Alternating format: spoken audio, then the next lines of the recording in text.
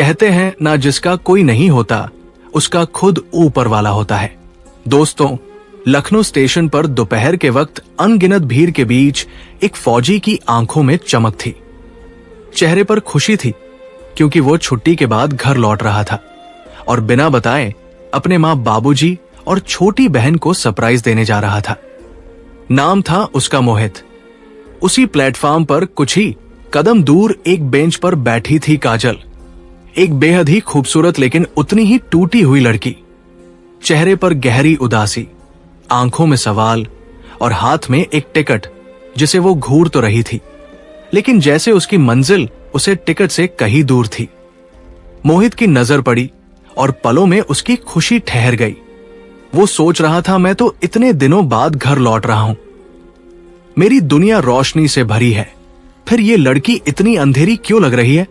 वो पल जब आंखें कुछ कह जाती है लेकिन होंठ खामोश रहते हैं। तभी ट्रेन के आने की अनाउंसमेंट हुई। काजल ने एक गहरी सांस ली और जैसे अपने मन से उठी, उसका चलना किसी थके हुए सपने जैसा था। मोहित के कदम अपने आप उसके पीछे पीछे चल पड़े।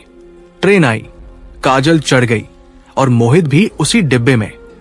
उसी रास्ते में, शायद उसी किस्मत के लिए, काजल खिड़की के पास बैठ गई और बाहर दूर जाते चेहरों को देखती रही। मोहित सामने वाली सीट पर बैठा और सिर्फ उसे देखता रहा। वो जानना चाहता था कि इतनी हसीन सी लड़की के चेहरे पर इतनी उदासी क्यों है। कुछ देर बाद उसने साहस किया और कहा, माफ कीजिएगा, अगर बुरा ना माने तो कुछ पूछूं। काजल ने उसकी तरफ देखा, नजरें उठीं लेकिन उनमें सिर्फ थकावट थी। बोलिए, उसने धीरे से कहा। मोहित मुस्कुराया लेकिन उसकी मुस्कान में अब एक बेचैनी थी। स्टेशन पर देखा था आपको, आप जितनी सुंदर हो उतनी ही उदास लग रही थी। बस यही पूछना था कि सब ठीक तो है ना। काजल की आंखों में एक तीर सा चुभा। वो झुंझला कर बोली, आपको इससे क्या फर्क पड़ता है, आप अपनी राह देखिए, मैं अपनी देख लूंगी। एक क्षण को चुप्पी फैल गई। मोहित झेम गया लेकिन उसने हार नहीं मानी। थोड़ी देर बाद फिर बोला, मैं जानता हूं मैं अजनबी हूं, लेकिन मैं फौजी हूं और आज बहुत दिनों बाद घर जा रहा हूं। मां बाबूजी बहन को बिना बताए मिलने बहुत खुश था, लेकिन आपको देखा तो लगा जैसे आपकी आंखों में कुछ ऐसा है जो अनकहा रह गया है, बस इसलिए पूछ लिया। काजल के चेहरे की सख्ती थोड़ी पिघली। वो बोली, फौजी हो। मोहित मुस्कुराया, जी। अब काजल की आवाज बदली थी, माफ कीजिएगा, मुझे नहीं पता था, मैं फौजियों की बहुत इज्जत करती हूं। अरे नहीं, माफी की कोई जरूरत नहीं, मोहित बोला। मैंने भी कहा माथे पर तिरंगा टांगा है। और फिर जैसे एक चुप्पी टूटी और दो अनजान लोग मुसाफिर से कहानी बन गए। काजल ने नजरें खिड़की से हटाकर उसकी आंखों में डाली और कहा, आपने पूछा था ना क्यों उदास हूं। मोहित बस गर्दन हिलाकर सुनने को तैयार था।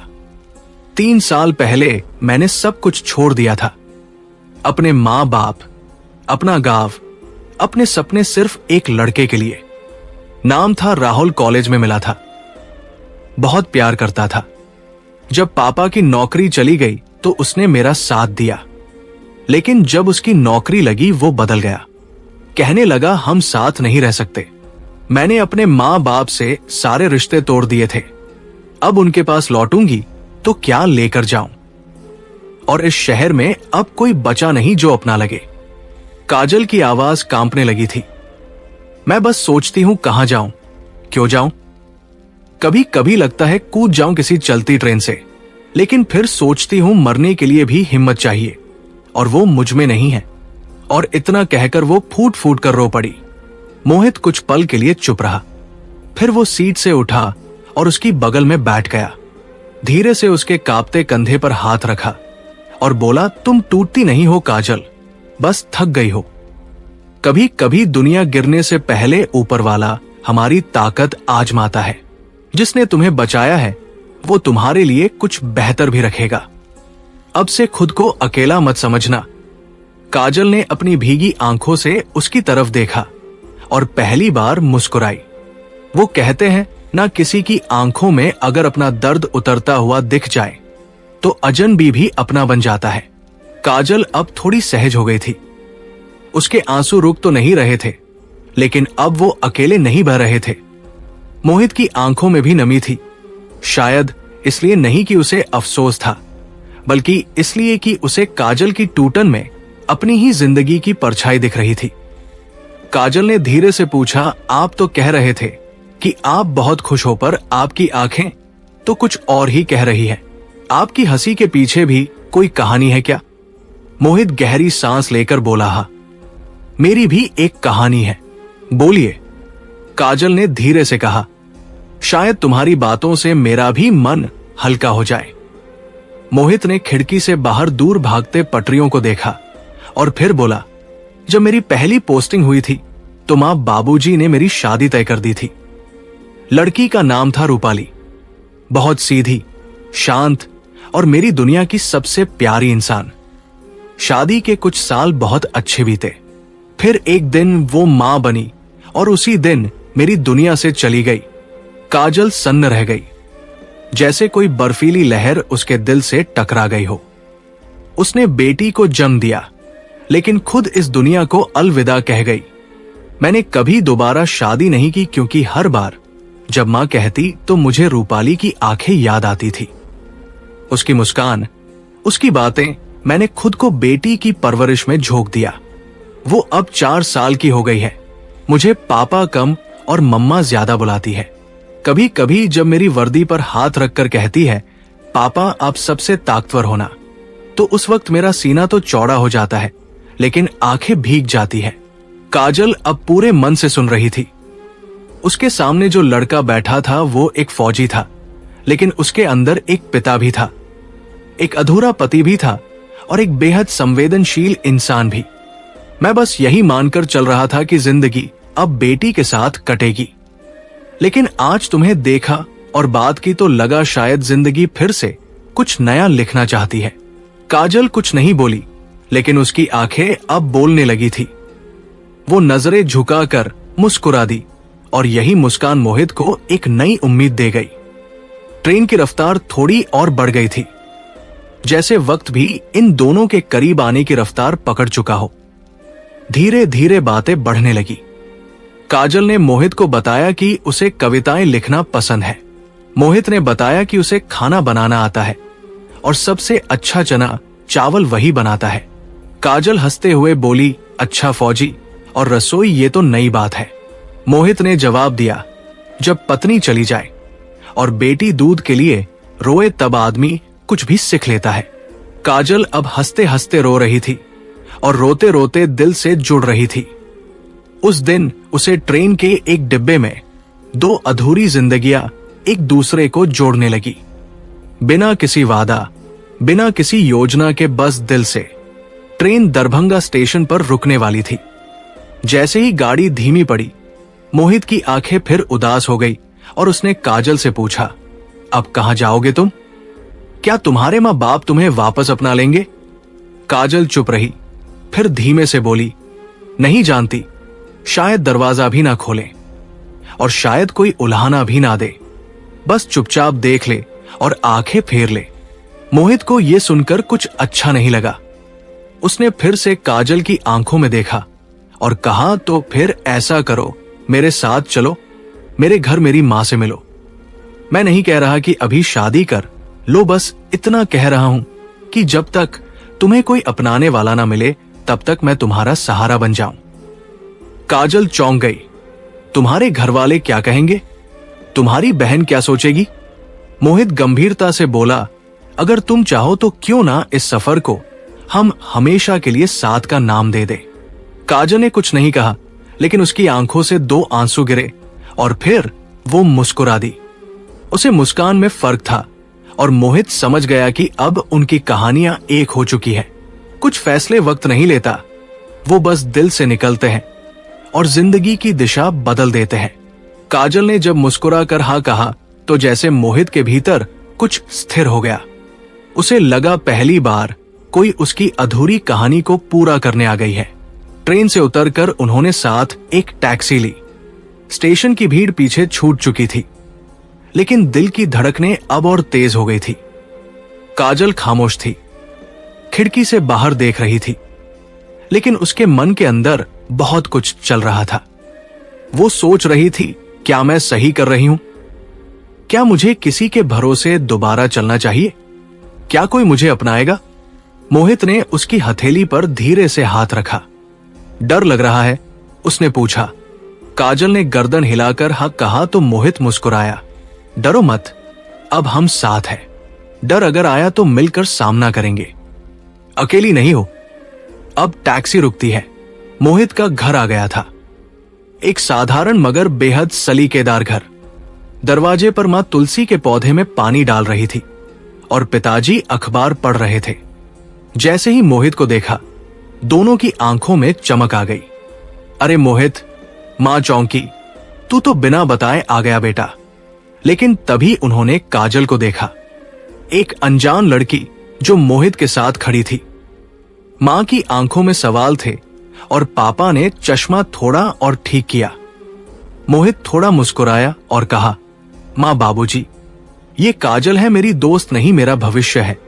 और अगर आप दोनों की रजामंदी हो तो मेरी पत्नी बनने वाली है। पल भर के लिए सन्नाटा छा गया। मां ने सवालिया निगाहों से देखा, कौन है लड़की? कहां मिली?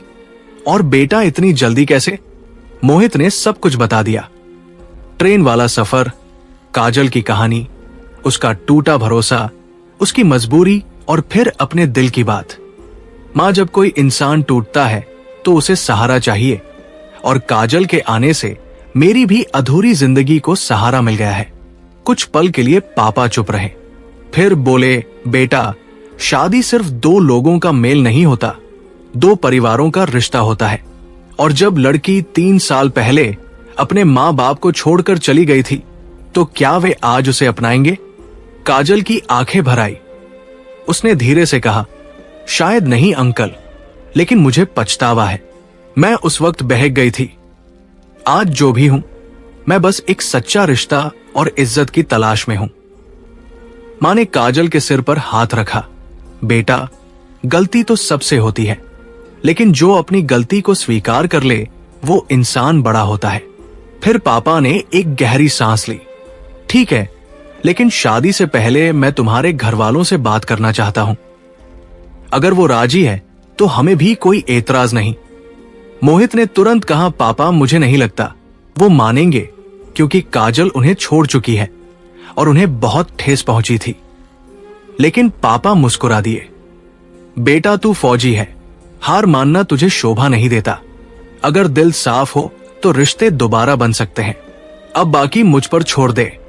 पापा ने उसी वक्त अपने गांव के एक पुराने रिश्तेदार को फोन लगाया और काजल के घर के बारे में पूछा। हाँ, बहुत अच्छे लोग हैं, उस तरफ से जवाब आया। बेटी की बहुत याद आती है उन्हें, लेकिन बताते नहीं किसी से, चुपचाप बस तस्वीर देखते रहते हैं। पापा ने सब कुछ बताया। लड़की हमारे बेटे के साथ है, शादी करना चाहते हैं, लेकिन हम चाहते हैं कि पहले परिवार की सहमति हो। रिश्तेदार थोड़ी देर चुप रहा, फिर बोला, मैं आज ही बात करके बताता हूं। उस शाम जब फोन आया तो खबर उम्मीद से भी ज्यादा अच्छी थी। काजल के पिता राजी हैं। उन्होंने कहा है कि अगर उनकी बेटी अभी उनसे रिश्ता जोड़ना चाहती है तो वो बिना शर्त उसे अपना लेंगे, और वो चाहते हैं कि तुम सब कल ही गांव आओ। ये सुनकर काजल रो पड़ी। मुझे यकीन नहीं हो रहा कि बाबूजी मान गए। मैं सोच रही थी कि वो मुझे कभी माफ नहीं करेंगे। मां ने उसे गले लगा लिया। बेटा, मां बाप का दिल दुनिया की सबसे बड़ी माफ करने वाली जगह होती है। तू जाकर बस एक बार उनकी आंखों में देखना, सब समझ आ जाएगा। कुछ रास्ते कितने भी लंबे क्यों ना हो, अगर मंजिल मां बाप की माफी हो तो हर मोड़ पर सर झुक जाता है और दिल बस एक ही दुआ करता है, भगवान बस मुझे फिर से मेरा घर लौटा दो। अगली सुबह सूरज की पहली किरण के साथ मोहित, काजल, उसके मां पापा और छोटी बहन सब एक साथ गांव के लिए निकल पड़े। काजल के मन में एक तूफान था। 3 साल पहले जिस घर को उसने छोड़ दिया था, आज उसी चौखट पर दोबारा लौट रही थी। पल पल यही डर सता रहा था। क्या मां पापा मुझे सच में अपनाएंगे? क्या वो मेरी बात समझेंगे? गाड़ी जैसे जैसे गांव के करीब पहुंची, काजल की धड़कनें तेज होती गई। मोहित ने उसके हाथ को थाम लिया। काजल, डर मत, आज तुझसे कोई सवाल नहीं करेगा, बस आंखों से तेरे लिए आशीर्वाद निकलेगा। देख लेना, गाड़ी रुकती है। घर के सामने जैसे ही काजल उतरती है, उसका दिल गवाही दे रहा था।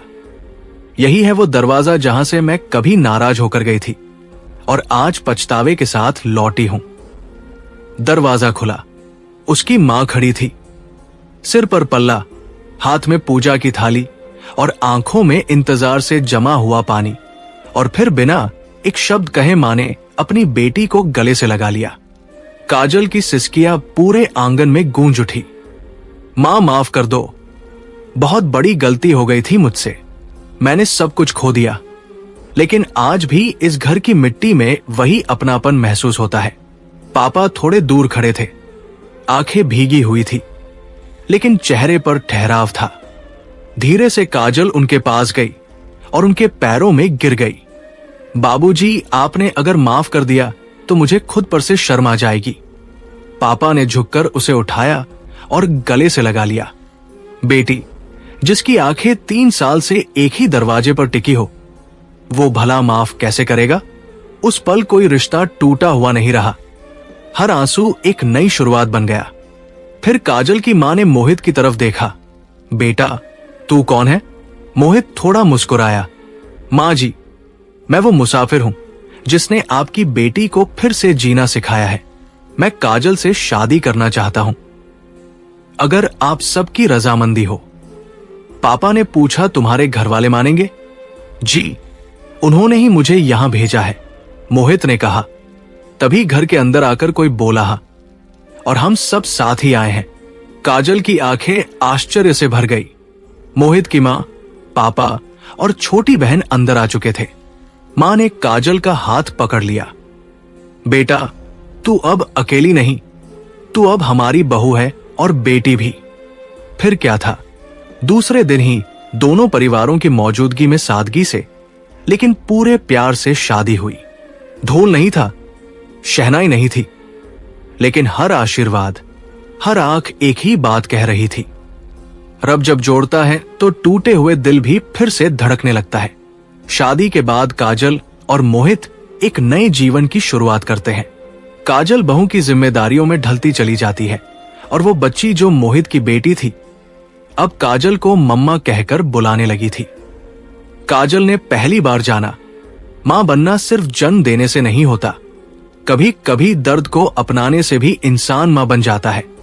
और कभी कभी खून से नहीं, तकदीर से बनते हैं रिश्ते। और जब वो तकदीर मुस्कुराने लगती है तो जिंदगी अपनी सारी तकलीफें भुला देती है। काजल अब मोहित के घर में थी। वो बहू भी थी, बेटी भी और एक नन्ही सी बच्ची की मां भी। वो बच्ची जो कभी पापा के कंधे पर सर रखकर सोती थी, अब काजल की गोद में चैन से मुस्कुरा रही थी। गांव में कुछ लोग बोले, ये वही लड़की है जो भाग गई थी। तो मोहित ने सबके सामने सीना ठोक कर कहा, अगर लड़का सुधर जाए तो इज्जत मिलती है, तो लड़की को क्यों उम्र भर की सजा? और काजल अब हर सुबह अपनी बेटी की मुस्कान में खुद को पा रही थी, क्योंकि उसे अब पता चल चुका था, माफी मांगना कमजोरी नहीं बल्कि वो ताकत है जो टूटी हुई जिंदगी को फिर से जोड़ सकती है। दोस्तों, क्या कोई इंसान सिर्फ एक गलती से हमेशा के लिए गलत हो जाता है, या गलती मान लेना ही असली ताकत होती है? आपकी राय हमें जरूर लिखिए, क्योंकि आपके विचार